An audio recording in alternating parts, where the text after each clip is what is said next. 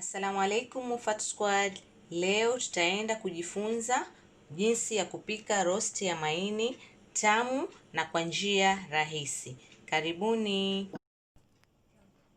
Katika jagi la blender tutaenda kusaga kitunguu maji kimoja kikubwa niloweza kukatakata pamoja na nusu pilipili boga. Tutasaga pamoja na mtindi vijiko viwili vikubwa na maji vijiko viwili vikubwa, na tutaenda kusaga hadi vilainike vizuri. Mchanganyiko wetu kishakusagika, tutaenda kumimina katika maini nusu kilo ambao nimeweza kuyakata vipande vidogo vidogo. Kisha tutaenda kuongezea manjano robo kijiko kidogo, kuzubara nusu kijiko kidogo, pilipili manga nusu kijiko kidogo, curry powder nusu kijiko kidogo, paprika nusu kijiko kidogo, pamoja na mchanganyiko wa thomo na tangawizi kijiko kimoja kidogo. Kisha tutaenda kuchanganya kama hivi,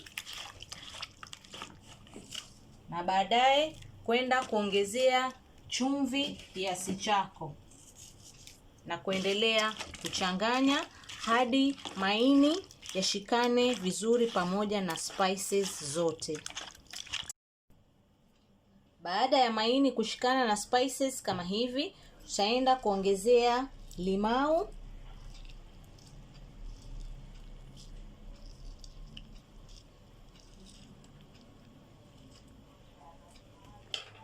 na kisha kuongezea mafuta ya kupikia vijiko viwili vikubwa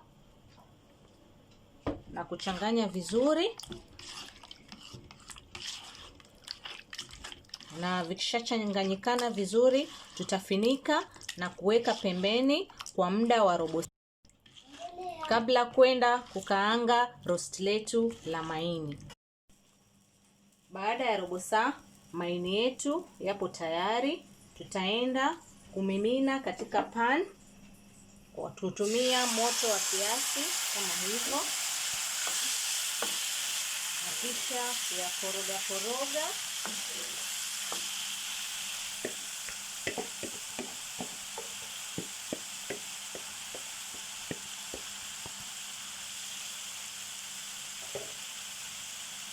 Na baadaye kuyafunika hadi yaive. Roast letu la maini kama tunavyoona liko tayari na maini yetu yameshaiva.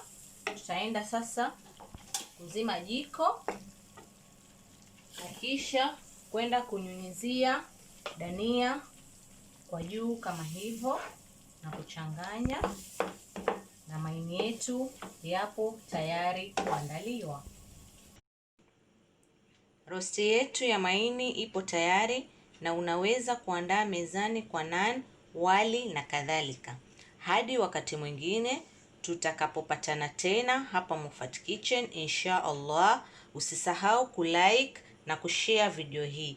Kwaherini.